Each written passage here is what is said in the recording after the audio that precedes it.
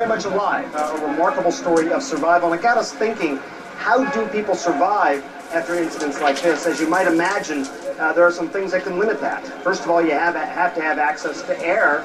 People who are trapped in areas where they don't have any access to the outside, they can't survive more than a few hours. In fact, some of these rescuers walking around with CO2 monitors, actually measuring CO2, carbon dioxide, to see if there's any evidence of life and any evidence of breathing. Water comes next. People don't agree on exactly how long you can go without water, but certainly 15 days is too long. The 16-year-old girl probably had access to some water.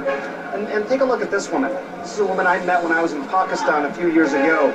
I am told that she may be one of the longest known survivors in the world after a natural disaster. This was after the earthquake in Pakistan, but she was trapped in her own home. She was able to move around, understand a little bit, and had access to water from her kitchen.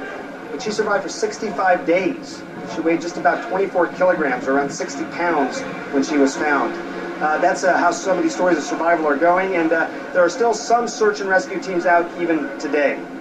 You know, as we look around Port-au-Prince and look at all the things that went right, went wrong, we know that in the beginning there simply weren't enough doctors or nurses or medical supplies. But now, a couple of weeks later, in fact, in some places, there may be too many doctors at some hospitals. How should those doctors be organized? How should they be coordinated? And what should they be doing for the rest of the city and for the rest of the country? Take a look. We're in the lobby here at General Hospital, and one of the things that you'll notice right away, I noticed, is that things are definitely better here than they were even just a couple of days ago. Lots of different equipment here, gloves. They didn't even have gloves to perform some of these operations here just a couple of days ago, all kinds of suture. One thing that's worth pointing out, though, even in the midst of all this, they still have instruments like this. That's a Black & Decker drill. That's what they have to use to be able to perform these operations, to actually put the pins into the legs.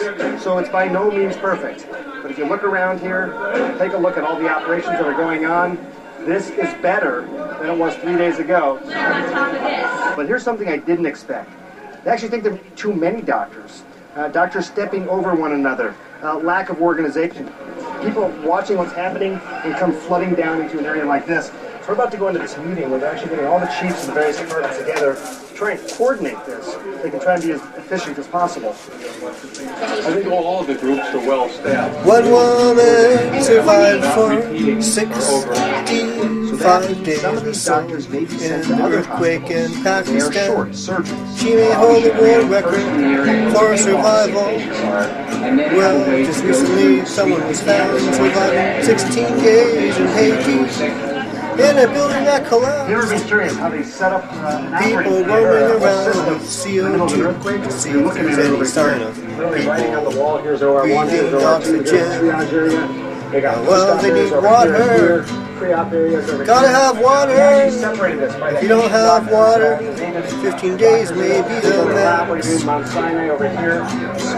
Now there's too many doctors in Haiti stumbling over each other's feet. Well, how could that happen? It would sound so sweet, sweet, sweet. Have a lot of doctors. Well, the situation is much better than it was some days before. They're still using Black & Decker drills for operations. I can tell you, having but been on the it's a ground lot for better, now, that in some places there certainly are too many hospitals even doctors, have for example, the gloves. General Hospital here in Port-au-Prince, but in other places there's still not enough. In some places, some of the other areas that were hit still hard by not this enough. earthquake, they haven't seen enough They need medical more infrastructure aid. as of yet. And really in all other places, stuff. there's still not enough nurses. Not enough nurses in any hospital, both for acute nursing care and chronic nursing care. Think about the rehabilitation that's going to go into taking care of so many amputees.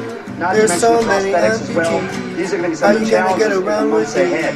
I can tell you that if you are thinking about coming down, as so many people are, If you may are want to thinking think about about whether that coming trip should be in down, a month or even a couple of months from now. The need is going to be think just this as around. great. But thanks again for all of those emails. We're reading them and hopefully getting back to you as well.